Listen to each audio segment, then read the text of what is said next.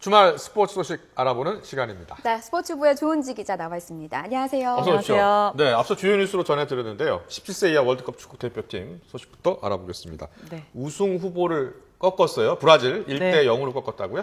깜짝 놀랐습니다. 예. 아침부터. 아침 7시 경기였는데요. 네. 설마 했습니다. 브라질 아무리 뭐 연령대가 어리고 해도 어쨌든 우승 후보고 별명 자체가 영원한 우승 후보잖아요. 네. 그런데 우리 17세 이하 리틀 태극 전사들이 브라질에 1대 0으로 이겼습니다.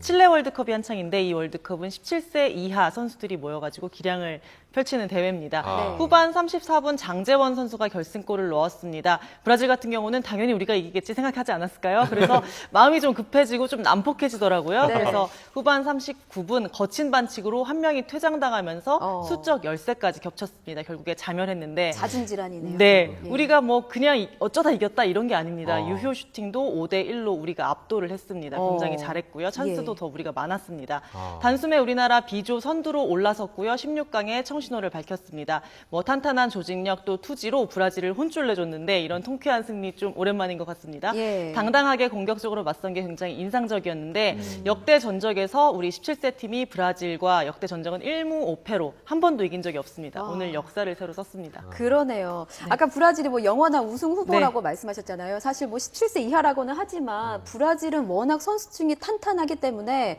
거의 뭐 이변이라고 봐야 되지 않나. 네, 그렇죠. 사실 브라질 뭐 어떤 선수가 나오는지 사실 잘 모르잖아요. 17세 이하면 하지만 브라질 저 노란 유니폼 입고 있는 그 자체로 선수들이 좀 다리가 후들후들 거릴 것 같아요.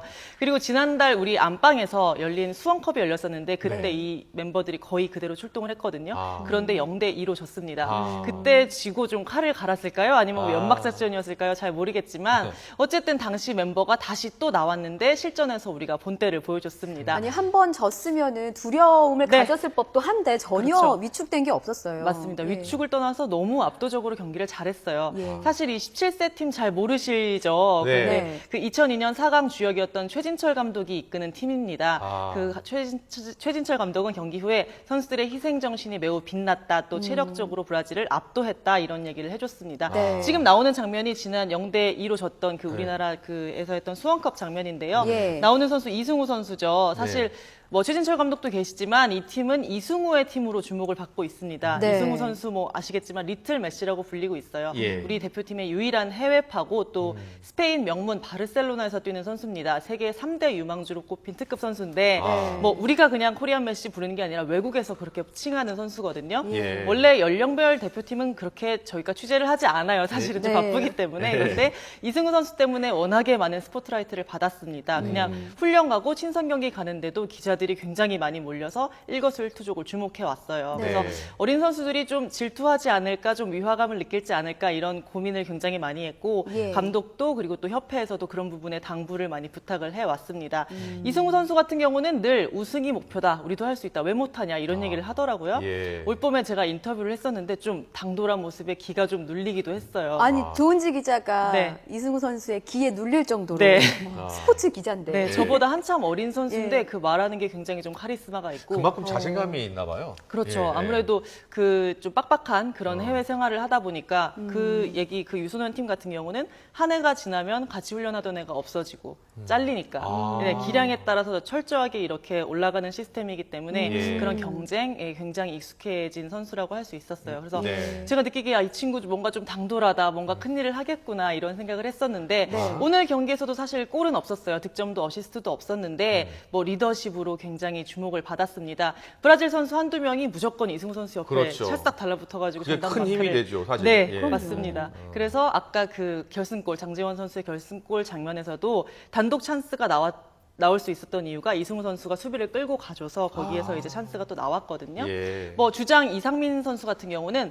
승우가 주목을 워낙에 많이 받았다. 그래서 좀 그 과정에서 좀 대화를 또 많이 했고 그래서 서로를 더 믿게 됐다 이런 얘기를 했었거든요. 예. 결국 본선 첫 경기에서 이변을 연출하면서 상승세를 타게 됐습니다. 예. 다음 주 수요일 날 기니와 조별리그 2차전 하는데 어린 선수들이 자신감을 얻었으니 더더욱 기대가 큽니다. 네. 저 이승우 선수 얘기를 네. 조금 더 해보고 싶은 게 저희 네. 아까 그 수원컵 그 화면이 있으면 다시 한번 보여주시죠. 네. 저는 그 수원컵 때 가장 인상적이었던 기사가 뭐냐면 이승우 선수가 핑크색으로 네. 머리를 염색을 했거든요. 지금 화면 볼 수 있을까요? 보게 되면은 네. 이수 선수가 그 아까 브라질 경기 핑크빛으로 머리를 물들인 물들고 이유가 예. 있다고 합니다. 어떤 이유 때문에? 이게 뭐 한간에서는 일부러 튀려고 한다 뭐 네. 이런 지적도 네. 있었지만 알고 봤더니 효심이 지극합니다. 할머님이 눈이 어두우셔서 네. 할머님이 경기장에서 뛰는 손주를 좀 잘 볼 수 있게 하기 위해서 네. 눈에 네, 잘 10번 띄는 선수, 색깔로 예. 예, 10번 선수입니다. 네. 저 핑크빛 네, 예, 맞습니다. 연색한 건데 이런 비하인드 스토리도 있더라고요. 굉장히 눈에 띄죠. 예. 뭐 효심도 깊고 예. 보기에는 뭐 건방지다 이런 얘기도 굉장히 많았어요. 특히 인상적이었던 게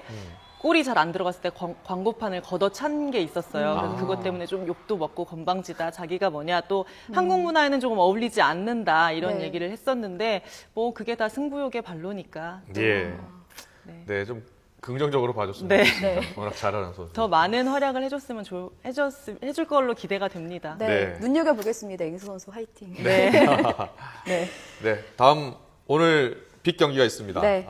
플레이오프죠. 프로야구 플레이오프 두산과 NC와 두산 경기인데요. 오후 2시부터 시작되죠. 네, 양 팀 아주 에이스를 다 선발로 첫 경기부터 내놨습니다. 네. 그 NC는 해커 또 두산은 니퍼트를 낙점했는데 해커는 뭐 최고의 활약을 펼친 올 시즌 명실상부 NC의 에이스입니다. 네. 정규 시즌 19승 또 평균 자책점 3.13 또 승률이 무려 79.2%입니다. 올 시즌 KBO 리그 다승왕 또 승률 왕입니다. 네. 두산에도 2승 1패로 강했는데 뭐 굳이 약점을 한 가지 굳이 찾자면 네. 작년 LG와의 준 플레이오프에서 선발로 나와서 3이닝 동안 홈런 2개를 포함해서 안타 5개를 두들겨 맞았습니다. 실점 3개나 했고요. 결국에 패전이 됐는데 그 부분을 굳이 약점으로 꼽더라고요. 워낙에 뭐 빈틈없는 선수니까. 예. 반면 두산이 내세운 그 니퍼트는 장수 용병입니다. 가을 야구에서도 단골 손님으로 활약을 했는데요.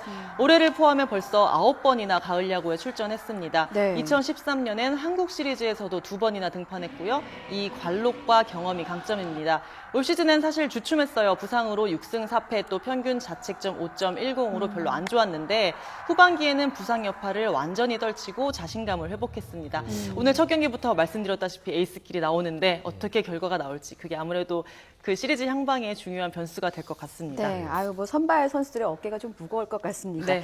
그 또 관심을 끄는 게 두 팀의 사령탑이 또 있거든요. 특별한 인연이 있는데 사실 네. 뭐 NC의 김경문 감독, 두산 김태원 감독 둘 다 포수 출신 선후배인데다가 한 수박도 오래 먹었잖아요. 네, 저는 아직도 사실 김경문 감독이라고 하면 두산에 있었던 예. 모습이 굉장히 네. 강해요. 그렇게 네. 생각하시는 분들 많으실 많으실 것 같은데 겁니다. 뭐 NC에서도 워낙에 잘하고 계시지만 두산에서 7년 동안 지내셨기 때문에 사령탑을 네. 그때 느낌이 굉장히 강한데 그 7년 동안 사령탑을 지내실 동안 배터리 코치로 보좌했던 게 바로 김태형 감독입니다. 뭐 말씀하신 대로 포수 선후배 출신의 그런 동질감도 또 있고 그 한솥밥을 먹으면서 동고동락 뭐 끈끈한 정을 빼놓을 수가 없을 것 같습니다. 네. 어제 마산구장 기자회견에서도 당연히 그 질문 나왔죠. 두 분이 만났는데 어떠냐, 뭐 어땠냐. 선의 경쟁을 할 거냐, 뭐 승부욕이 있냐, 뭐 이런 얘기들 나왔는데 둘은 뭐 묘하다 이런 얘기를 했습니다. 김태형 감독은 뭐 김경문 감독 경우는 사석에서는 큰형님 같은 분이다, 뭐 네. 이런 얘기를 했고 부담감 전혀 없다. 오히려 사실 믿져야 본전이잖아요. 그런데 김경문 감독도 오히려 기분이 묘하다, 명승부 페어플레이 하겠다 이런 얘기를 했습니다. 예. 뭐 김경문 감독은 두산을 워낙에 속속들이 잘 아는 감독이니까 더 자신이 있을 것 같고 또 NC에는 또 역시 손시현, 이종욱 등 두산 출신이 더 많아가지고 서로가 서로를 너무 잘 알기 때문에 네. 더 흥미진진한 승부가 될 것 같습니다. 네. 뭐 감독들도 그렇고 선수도 그렇고 뭐 두산에 있던 선수들은 워낙 또 NC도 많이 갔기 네. 때문에 네. 예, 그게 또 아주 흥미진진합니다. 네. 그리고 감독들도 일단 그랬었고 어제 미디어데이 때 선수들의 입담도 아주 재밌었을 것 같아요. 네, 감독들은 좀 점잖게 또 네. 훈훈한 분위기를 연출했는데 선수들은 그렇지 않았거든요. 네. 승부욕을 불태웠는데 네. 일단 먼저 보고 얘기하겠습니다. NC 다이노스가 한국 시리즈를 올라가는 게 맞고 예. 좀 분위기가 좀 그렇게 왔어요. 지금 안 그러려 해도 저희는 분위기가 그렇게 왔기 때문에 그런 분위기는 야구판에서 굉장히 무시할 수 없는 그런 분위기 때문에 제가 지금까지 프로야구 22년 하면서 이 느낌이 한 번도 틀린 적이 없어요. 예. 네, 금시초문인 것 같고요. 그런 분위기는 어디서 들으셨는지 저도 출처를 알고 싶습니다. 네. 뭔가 말에 뼈가 있죠? 네. 이호준이 분위기 왔다, 우리가 이긴다 하니까 유희관이 무슨 소리냐, 뭐 이렇게 받아친 모습입니다. 이 느낌이 틀린 적이 한 번도 없었다고. 네, 22년 야구 인생을 들먹이면서 얘기를 했는데요. 네. 그 오늘 뭐 뚜껑을 열어보면 알 수 있겠죠. 사실 두 팀 다 분위기는 매우 좋습니다. NC는 뭐 다른 팀들이 와일드카드 결정전 준플레이오프 치르는 동안 푹 쉬면서 체력을 비축했고 네. 또 전술을 연구했습니다. 두산은 준플레이오프 거쳤지만 넥센과 벼랑 끝 승부에서 9회 대역전극을 펼치면서 뭐 기세등등한 상태입니다. 네. 플레이오프가 오전 3선승제로 치러진 이후에 1차전을 가져간 팀이 한국 시리즈에 오를 확률은 무려 80%입니다. 그런 만큼 오늘 첫 경기 기선제압을 누가 하느냐가 굉장히 중요할 것 같습니다. 네. 두 팀 다 뭐 심기일전해서 나온 상황이니까 네. 조은지 기자는 어느 팀이 더 우세할 거라고 보시나요? 피묻히기 하는 건가요? 저는 말을 아끼도록 하겠습니다. 네, 일단은 뭐. 그게 정답입니다. 네. 나오면 그때 얘기하는 걸로. 네, 네, 알겠습니다. 네, 오늘 소식 여기까지 듣도록 하겠습니다. 네. 조은지 기자였습니다. 감사합니다. 고맙습니다.